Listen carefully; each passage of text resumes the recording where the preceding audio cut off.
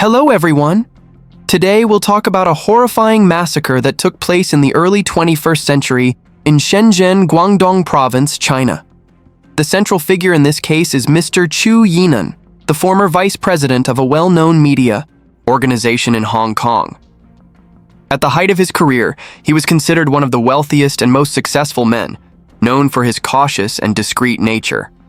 However, despite meticulously planning every aspect of his life, he never anticipated the catastrophe he would unleash upon himself when he unknowingly connected two social classes that should never have crossed paths. On May 29, 2004, one of EA, Chu Yinan's employees sensed something was wrong after failing to reach his boss for 3 consecutive days. His mobile phone was turned off, and the landline at his home was out of service. Worried that something terrible had happened, the employee decided to visit his boss's residence in Futian District, Shenzhen, to check on him. Chu's home was a villa in a quiet residential area called Trust Garden. But as soon as the employee arrived, he was forced to stop in his tracks. A strong, foul odor emanated from inside the house. He knocked repeatedly, but there was no response. Strangely, Chu's car was still parked in the driveway, covered in dust, indicating it hadn't been used for days. Feeling uneasy, the employee sought permission from the security guard, then climbed through a window to investigate.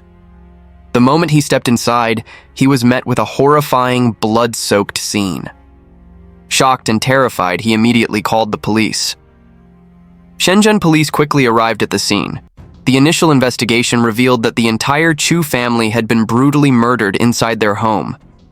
Investigators discovered the bodies of 5 people: Chu Yinan, his mistress Xiang Yongjing, a 4-year-old girl, accountant Dang Zhenjiang, and a 16-year-old maid named Lin Jin. Among them, Chu had suffered the most brutal attack, with multiple stab wounds to the neck. Dang had died from severe head trauma, while the others had been suffocated to death. Further examination of the crime scene revealed that all cash, credit cards, and several valuable possessions had been stolen from Chu's home. Chu Yinan had lived in Trust Garden, one of the most luxurious residential areas at the time. In 1998, he purchased his 150-square-meter villa for 1.2 million yuan. Back then, mortgage loans were uncommon, and most wealthy buyers paid for their homes in full. Despite his immense wealth, Chu led a relatively simple and low-profile life. He dressed modestly, never flaunted his riches, and even opted for budget-friendly barbershops instead of high-end salons. He had no known disputes or conflicts with his neighbors. However, details from the crime scene led investigators to question whether this was truly a robbery homicide or a revenge killing. After all, even a 4-year-old child was not spared, suggesting that this was more of a targeted massacre than a mere crime for money. So who could have held such deep hatred toward Chu Yinan to slaughter his entire family? To answer this, we must first understand the life of the man himself. Chu Yinan had a unique fate. He was known for his adaptable nature. In 1983, he graduated from the Beijing University of Posts and Telecommunications and was assigned to the Advertising Production Department of China Central Television. As advertising revenues surged over the years, Chu, known for his diligence and reliability, rose to the position of chairman and even secured a 10% stake in the company. Upon digging deeper, police found that Chu's wealth was not overly complicated. Although his business ventures had not always been smooth, there were no indications that he had made any enemies serious enough to warrant such a brutal attack. In contrast, his personal and marital life seemed to contain far more secrets. After moving to Hong Kong in 1990, his relationship with his wife, Zhao, began to deteriorate. In their 8 years of marriage, they never had children together. By the end of 1998, when Chu returned to Shenzhen, he was no longer seen with his wife.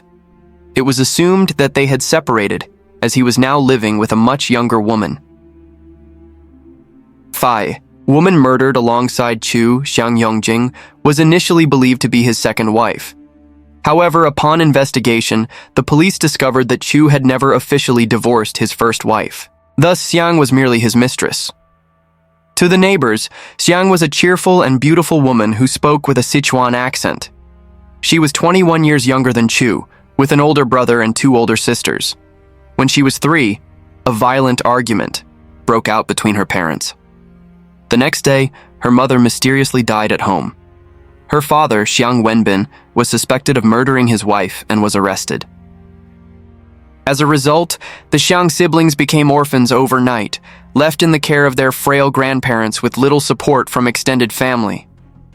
3 years later, due to a lack of conclusive evidence, Xiang Wenbin was released. But his absence had already plunged the family into extreme hardship. All 4 children had to drop out of school after primary education. To survive, Zheng Yongjing took on various jobs. She endured countless hardships but earned very little. By the time she was 16 or 17, she decided to leave her hometown in search of a better life. The once poor girl had grown into a striking, young woman, her fair skin and slender figure catching the attention of many men on the streets. In the following years, she drifted through major cities like Beijing and Shenzhen.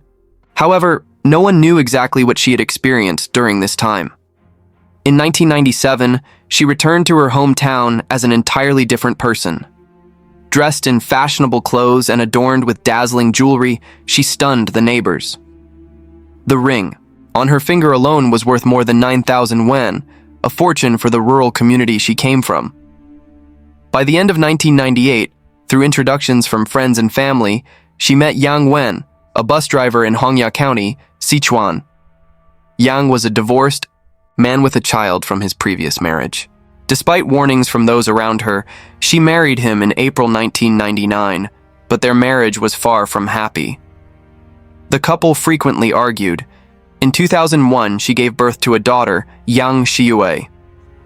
However, when the baby was only 6 months old, Xiang abruptly left her hometown, claiming she was going to Shenzhen to learn beauty techniques. She then disappeared for over 6 months without returning home once. When she returned home for a rare Lunar New Year visit, she only stayed for a little, over 10 days before leaving again. This behavior started making her husband, Yang Wen, suspicious. Feeling uneasy, he decided to follow the address where he had been sending baby formula for their daughter. There, to his shock, he discovered the presence of a man named Chu Yinan. Realizing his wife had been having an affair. On February 20th, 2002, Yang Wen made the decision to file for divorce. In reality, Xiang Yongjing had met Chu Yinan years earlier when she first moved to Beijing for work. However, at the time, Chu was still married and often away in Hong Kong for business. Not feeling secure in that situation, Yongjing ultimately returned home and married another man. But after she gave birth to her daughter, Chu Yinan unexpectedly reached out to her, reigniting their past feelings. Since her marriage with Yang Wen was already unhappy, she quickly gave in. Not long after, she made the decision to take her daughter to Shenzhen to live with Chu Yinan. From then on, she rarely returned home. Life in Shenzhen was easy for her. Every day, she would visit the Viet Lai tea house in her apartment complex, where she played cards and relaxed. There, she met many women in similar situations, including Wu Yuan Shui. In 1997, when Hong Kong was handed back to China, it triggered a surge in wealthy Hong Kong men keeping mistresses on the mainland. Women like Xiang Yongjing could earn anywhere from H$3,000 to H$10,000 a month without doing any hard labor. Wu Yuan Shui came from a poor rural family in Hubei province. Since childhood, she had been ambitious, determined to escape poverty. After finishing middle school, she moved to Guangdong to work, dreaming of a better life. However, she soon realized that without education or skills, ambition alone wouldn't change her fate. Eventually, she turned to special services. She didn't just rely on Hong Kong men for money, she also acted as a broker, managing and controlling a group of women in the same trade. For Wu Yuan Shui, daily life revolved around pleasing her Hong Kong lover and indulging in entertainment. One of her greatest pleasures was playing cards at the Viet Lai tea house. Before long, she became close with Xiang Yongjing, a regular at the tea house. Yongjing was outgoing and never distanced herself from others. Even if she lost thousands at the gambling table, she remained unfazed. She also loved bragging about her husband, Chu. Sometimes she would boast about the gourmet food he had bought, other times about his latest investment projects. Meanwhile, Wu Yuan Shui despite years of hustling, hadn't even managed to buy herself a home. Both women came from poor backgrounds and struggled their way up from misfortune, yet their lives turned out completely different. Xiang Yongjing was lucky. Her beauty made it easy for her to find a wealthy man to rely on.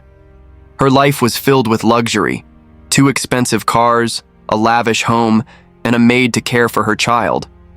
In contrast, Wu Yuanshui wasn't particularly attractive, and time was only making things worse for her. She often told her friends that finding a rich man was the only way to secure a comfortable future. Yet, her current reality was grim. On one hand, she had a beautiful friend living in luxury. On the other, her Hong Kong lover was growing increasingly distant.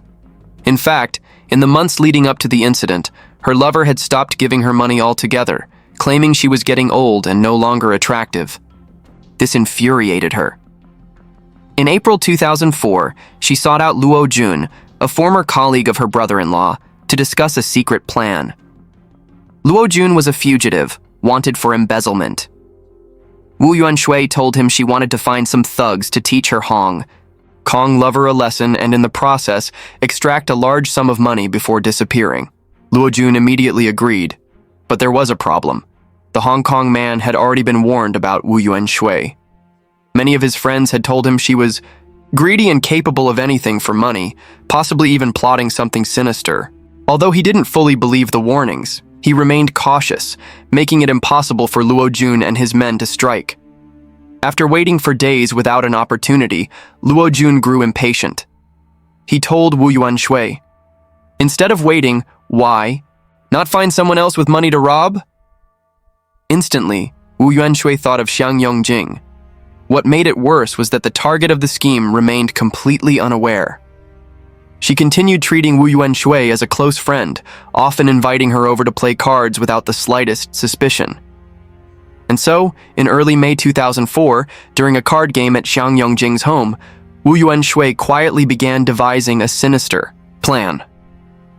That day, as the game was heating up, one of their card-playing friends had to leave unexpectedly. Wu Yuanshui saw her chance. "Why don't I call someone to take her place?" she suggested. Without hesitation, she picked up the phone and called Luo Jun. About 30 minutes later, Luo Jun arrived at Chu Yinan's home. It was the first time all Wu, 3 of them, Xiang Yongjing, Wu Yuanshui, and Luo Jun, were together in the same place. From that day on, Wu Yuanshui became the inside informant, secretly observing and memorizing the family's routines, while Luo Jun continued using card games as an excuse to scope out their home. During this time, they even met Chu Yinan. However, Luo Jun couldn't determine just how wealthy the family was, and he hesitated. After 2 more weeks of observation, he temporarily returned to his hometown in Chuzhou, Hunan province. But just days later, Wu Yuanshui called, urging him to come back. She claimed the perfect time to strike had come and told him to return to Shenzhen immediately. At the time, Luo Jun was in his hometown with a friend, Zhang Dao, planning to steal a car. Hearing the news, he abandoned that plan, grabbed a few pre-sharpened knives, and convinced Zhang Dao to join him. He then contacted 2 other accomplices online, Zheng An and Hu Gang. The 4 of them, armed with weapons, set off for Shenzhen. They agreed to act on May 26th. That day, Xiang Yongjing took her daughter to the hospital while Chu Yinan went to work. The only person left at home was their 16-year-old maid. It was the perfect opportunity. Wu Yuanshui gave Luo Jun the family's phone number, instructing him to call the maid and pretend to be a friend of Xiang Yongjing delivering a package. Just as expected, the young maid didn't suspect anything. When she got the call, she opened the door without hesitation and even offered the men tea. But the moment she turned her back, Zhang Dao swiftly pulled out a knife and held it to her throat. Terrified, the maid didn't even have time to scream, before Zhang Dao and Luo Jun tied her up and gagged her. With the only person in the house now subdued, Luo Jun immediately called Zheng An and Hu Gang inside, while he stood outside to keep watch. Inside, the 3 criminals made themselves comfortable. They turned on the TV and lounged on the sofa for over 2 hours, waiting for the homeowners to return. At 4 p.m., Xiang Yongjing and her daughter were the first to arrive. The moment she stepped inside, she was ambushed. Then, at around 6 p.m., Chu Yunnan came home. He was quickly tied up, and before he could say a word, they gagged him. Both victims were completely under the gang's control, unable to resist. By 7 p.m., Hu Gong and Zheng An had searched the entire house, taking multiple bank cards, mobile phones, 3,800 yuan, and 620 Hong Kong dollars. At 9 p.m., Zhang Dao called La Jun over and handed him the bank books and cards they had found. La Jun left immediately, heading to a nearby ATM, where he withdrew 5,000 yuan from Xiang Yongjing's account. By 11 p.m., the company accountant of Chu Yinan also returned home. The criminals subdued him using the same methods. At that point, everyone in the household had been captured. Zhang Dao called La Jun again, telling him to return and retrieve 2 more bank cards found in the master bedroom. When La Jun checked one of them, he was shocked. It held over 6 million yuan. He immediately informed Zhang Dao. But then Zhang Dao delivered bad news. The old accountant was dead. At that moment, they suddenly realized that the 16-year-old maid had seen La Jun's face. They debated what to do. In the end, Zhang Dao decided to kill all the witnesses. He reasoned that since one person had already died, there was no turning back. La Jun remained silent but did not object. From that moment on, things spiraled out of control. Inside the house, Zhang Dao, Zheng An, and Hu Gong divided the killings among themselves. Zhang Dao and Zheng An were in charge of dealing with Chu Yinan and the maid. Hu Gong handled Xiang Yongjing.